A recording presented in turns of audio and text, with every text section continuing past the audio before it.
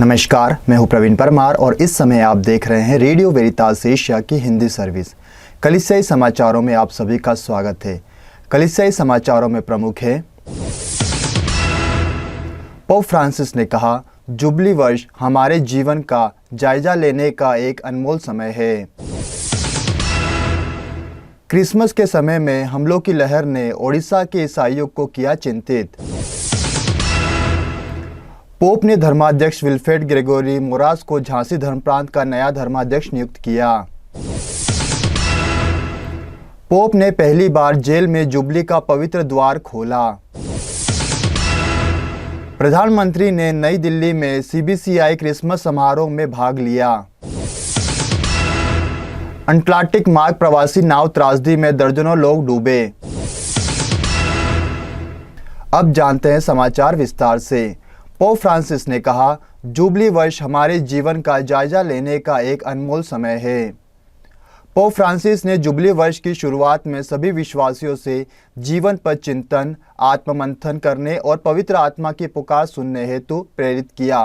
Pope ने social media के platform x पर लिखा, जुबली वर्ष हमारे जीवन का जायजा लेने का एक अनमोल समय है। व्यक्तिगत रूप से और सामुदायिक रूप से वे चिंतन, आत्ममंथन के अवसर हैं और पवित्र आत्मा आज हमसे क्या कह रही है, इसे सुनने का मौका है। क्रिसमस के समय में हमलों की लहर ने उड़ीसा के ईसाइयों को किया चिंतित।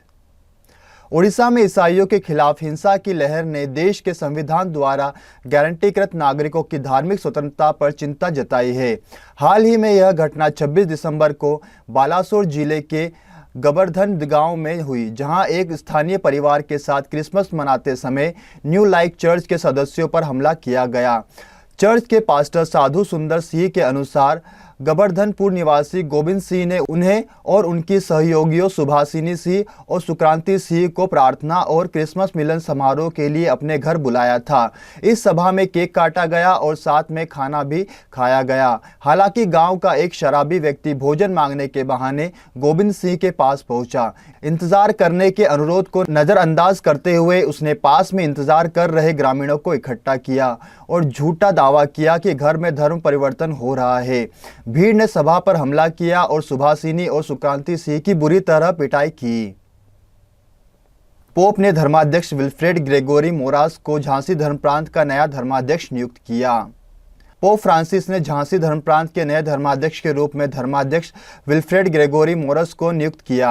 अब तक वे उसी धर्म प्रांत में सहायक धर्माध्यक्ष के रूप में अपनी सेवा दे रहे थे। पोप फ्रांसिस ने शनिवार 28 दिसंबर झांसी धर्म प्रांत के धर्माध्यक्ष पीटर पेरापुलिल द्वारा प्रस्तुत इस्तीफे को स्वीकार कर लिया और उसके उत्तराधिकारी के रूप में उसी धर्म प्रांत के सहायक धर्माध्यक्ष विल्फ्रेड ग्रेगोरी मोरस को नियुक्त किया।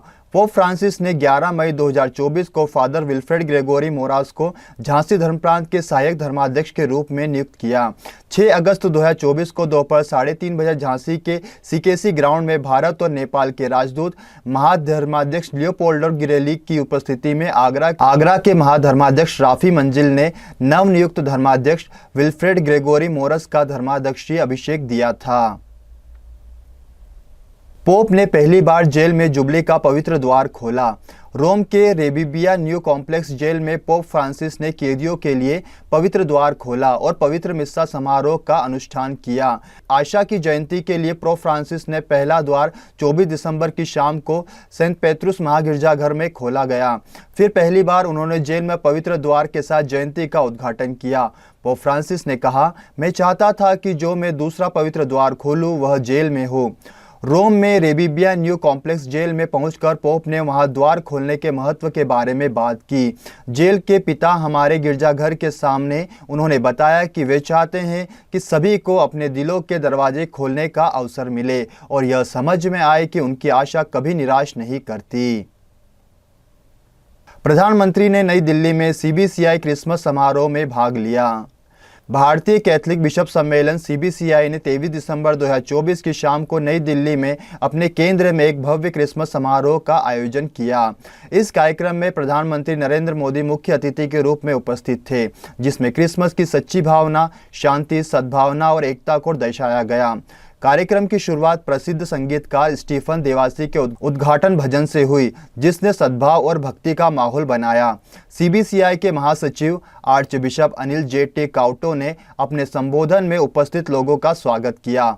मोदी को CBCI के उपाध्यक्ष आर्च बिशप जॉर्ज एंटोनी स्वामी ने शॉल और CBCI के उपाध्यक्ष बिशप जोसेफ मार थॉमस ने उन्हें स्मृति चिन्ह देकर सम्मानित किया।